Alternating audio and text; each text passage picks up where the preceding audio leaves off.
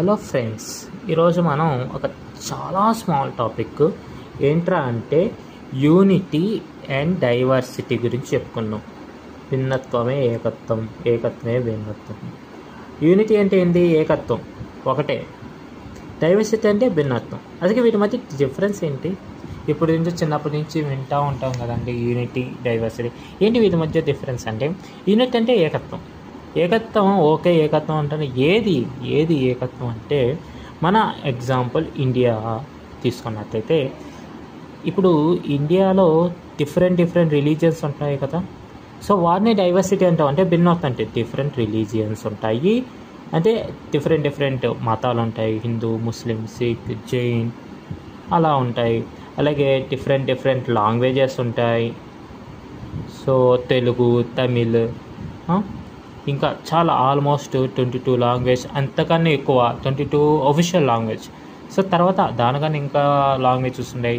ట్రైబల్కి ఇంకో లాంగ్వేజ్, ఇంకా tribal peoples తెలుసు కదండి. ట్రైబల్ పీపుల్స్ అంటే ఎవరైతే నార్త్ ఈస్ట్లో ఉంటారో కొంతమంది ఇండిజినస్ పీపుల్ అంటారు వాళ్ళని. సో వాళ్ళకి డిఫరెంట్ లాంగ్వేజెస్ ఉంటాయి. అలాగే డిఫరెంట్ టైప్స్ ఆఫ్ పీపుల్ ఉంటారు. Different types of mens, rich men, middle men, low men. So ఇలా డిఫరెంట్ టైప్స్ ఉంటారు అన్నమాట. అయితే సో మన భారతదేశంలో డిఫరెంట్ రిలీజియన్స్ ఉంటాయి, డిఫరెంట్ మెంబర్స్ ఉంటారు కాబట్టి, అంటే డిఫరెంట్ టైప్స్ ఆఫ్ మెంబర్స్ ఉంటారు కాబట్టి సో డైవర్సిటీ అంటాం. యూనిటీ అంటే మనందరికి కామన్ లాసే కదా. లాస్ అంటే చట్టాలు. అందరికీ ఎవరు తప్పు చేసినా వాళ్ళకి ఒకటే చట్టం. సో క్రిమినల్ లాస్ ఉంటాయి కదా, కొన్ని క్రిమినల్ చట్టాలు. ఇప్పుడు ఎవరికైనా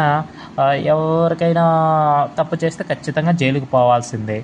సో జైలుకు పోవాలి వద్దా అని నిర్ణయించేది ఎవరు? కోర్టుకి ఒక్కొక్క రిలీజియన్కి ఒక్కొక్క లాస్ బేస్ చేసుకొని ఉంటుందా? అంటే కొన్ని ఉంటాయి, కొన్ని లాస్ అంటే మ్యారేజెస్ యాక్ట్ కొన్ని ఉంటాయి. అంటే ప్రతి దానికి డిఫరెంట్ రిలీజియన్స్కి డిఫరెంట్ చట్టాలు ఉండవు కదా. అందరికి కామన్ చట్టం ఉంటుంది. సో అందరికి ఒకటే సిటిజన్షిప్ ఉంటుంది, అదే ఇండియన్ సిటిజన్షిప్ ఉంటుంది.